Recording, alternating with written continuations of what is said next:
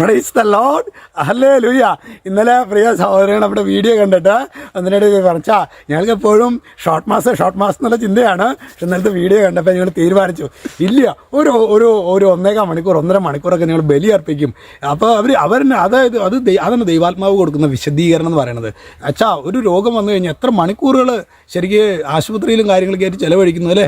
അപ്പോൾ അതുകൊണ്ട് തന്നെ ഒരു 1.5 മണിക്കൂർ അല്ലെങ്കിൽ 1.25 മണിക്കൂർ ദേവാലയത്തിൽ ചിലവഴിക്കുന്നു അത്ര കാര്യമില്ല എന്ന് ഞങ്ങൾക്കൊരു തോന്നൽ ഉണ്ടായി എന്ന് നിങ്ങൾക്ക് പലർക്കും അങ്ങനെ തോന്നിയിട്ടുണ്ടാകുമെന്നാണ് അച്ഛൻ വിശ്വസിക്കുന്നത്. Praise the Lord, hallelujah.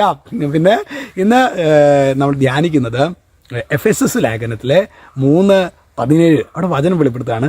വിശ്വാസം വഴി ക്രിസ്തു നിങ്ങളുടെ ഹൃദയങ്ങളിൽ വസിക്കണമെന്നും നിങ്ങൾ സ്നേഹത്തിൽ വേരുപാകി അടിയുറയ്ക്കണമെന്നും ഞാൻ പ്രാർത്ഥിക്കുന്നു. അപ്പോൾ ക്രിസ്തു എങ്ങനെയാണ് നമ്മളിൽ വസിക്കുന്നത്? വിശ്വാസം വഴി കൃപയാലാണ് നിങ്ങൾ രക്ഷപ്പെട്ടിട്ടുള്ളതെന്നല്ലേ. അപ്പോൾ വിശ്വാസം വഴി അപ്പോൾ അതുകൊണ്ട് സഹോദരങ്ങളെ, പിശാച് അതുകൊണ്ടല്ലേ ഈ കാലഘട്ടത്തിൽ നമ്മുടെ വിശ്വാസത്തെ ദുർബലപ്പെടുത്തും.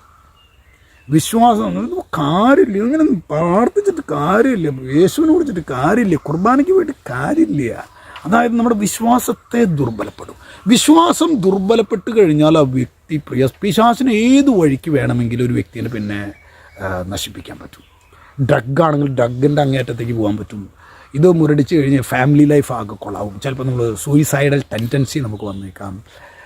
ജീവിതം തന്നെ അവസാനിപ്പിക്കുക എന്നുള്ള ചിന്തകൾ. അതായത് ഈ വിശ്വാസം നഷ്ടപ്പെട്ട് കഴിഞ്ഞാൽ പിശാചിനൊരു വ്യക്തിനെ എങ്ങനെ വേണമെങ്കിൽ, അത് ആരായിക്കോട്ടെ കേട്ടോ, അത് വൈദികനാകാം, സമർപ്പിതയാകാം, ആത്മായരാകാം, വിശ്വാസത്തെ ദുർബലപ്പെടുത്തുക എന്നുള്ളത് പിശാച് നമ്മുടെ നിരന്തരം ചെയ്യുന്ന ഒരു കാര്യമാണ്. അതുകൊണ്ട് നമ്മൾ ശരിക്കും ഫൈറ്റ് ചെയ്യേണ്ടത് ഈ ഒരു തിന്മയ്ക്ക്, വിശ്വാസത്തെ ദുർബലപ്പെടുത്തുന്നതിന് എന്തും പ്രിയ സഹോദരങ്ങളെ വെട്ടിയിട്ടേക്കുന്നതിന്. അത് വിശ്വാസത്തെ ദുർബലപ്പെടുത്തുന്ന വസ്തുതകളുമായിട്ട് നമ്മൾ സമരസപ്പെട്ടു പോയാൽ ഉറപ്പ് വിതിൻ നോ ടൈം നമ്മളെ നശിപ്പിച്ച് കളയും. പിശാച് തിന്മയുടെ രൂപി നമ്മളെ നശിപ്പിക്കുന്നുള്ള കാര്യത്തിൽ യാതൊരു സംശയവും വേണ്ട. അതുകൊണ്ടാണ് വചനം പറയുന്നത്, വിശ്വാസം വഴി ക്രിസ്തു നിങ്ങളുടെ ഹൃദയങ്ങളിൽ വസിക്കണമെന്ന്. കണ്ടോ, ക്രിസ്തു ഹൃദയത്തിൽ വസിക്കുന്നത് വിശ്വാസം വഴിയാണ്. അങ്ങനെ എന്തുണ്ടാകും? നിങ്ങൾ സ്നേഹത്തിൽ വേരുവാകി അടിയുറയ്ക്കണമെന്നും. ആ ക്രിസ്തു നമ്മുടെ ഉള്ളിലുള്ള ബോധ്യം വന്നു കഴിഞ്ഞാൽ നമുക്ക് എല്ലാവരോടും ഭയങ്കര സ്നേഹമാണ്. അച്ഛനെ നോക്കി നമ്മളോട് ഭയങ്കര സ്നേഹമാണ്. അപ്പോൾ അതുകൊണ്ട് പ്രിയ സഹോദരങ്ങളെ, ശരിക്കും അത് എന്തെങ്കിലുമൊക്കെ മനുഷ്യർ നമുക്ക് തരുന്നത് കൊണ്ടല്ല നമുക്ക് ആ സ്നേഹം വരുന്നത്. ക്രിസ്തു നമ്മുടെ ഉള്ളിലുണ്ടെങ്കിൽ വിശ്വാസം വഴി ആ സ്നേഹത്തിൻ്റെ നമ്മളിൽ നിന്ന് ഈ സ്നേഹം ഒഴുകും. അതിന് പ്രത്യേകിച്ച് നമുക്കൊരു ബന്ധം പോലും ഉണ്ടാകണമെന്നില്ല. ആ സ്നേഹത്തിൻ്റെ കൃപ നമ്മളിൽ നിന്ന് ഒഴുകാനായിട്ട് ഇടയാകും. ഇന്ന് നമുക്ക് ആർക്കും, പലരും അച്ഛനോട് പങ്കുവെച്ചിട്ടുള്ളൊരു വേദനയാണ്, സ്നേഹിക്കാൻ പറ്റുന്നില്ല. അച്ഛാ, ആരെയും സ്നേഹിക്കാൻ പറ്റാത്ത, സ്വന്തം അപ്പനമ്മേനും പോലും സ്നേഹിക്കാൻ പറ്റുന്നില്ല, പങ്കാളിയെ സ്നേഹിക്കാൻ പറ്റുന്നില്ല.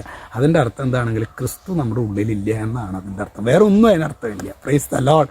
ആ ദൈവമേ, ഈ വീഡിയോ കാണുമ്പോൾ പ്രത്യേകിച്ച് കർത്താവ് ഞങ്ങൾക്ക് സ്നേഹിക്കാൻ പറ്റുന്നില്ലല്ലോ, ദൈവമേ ഞങ്ങളെ സഹായിക്കണം, അങ്ങനെയൊക്കെ പ്രാർത്ഥിക്കുന്ന മക്കളിലേക്ക് ഈശോയെ വിശ്വാസത്തിൻ്റെ കൃപ കർത്താവേ ഇറക്കണമേ എന്ന് പ്രാർത്ഥിക്കുന്നു. യേശുദാവ് യേശു ക്രിസ്തുവിൻ്റെ നാമത്തിൽ ഇപ്പോഴും എപ്പോഴും എന്നേക്കും ആമേൻ.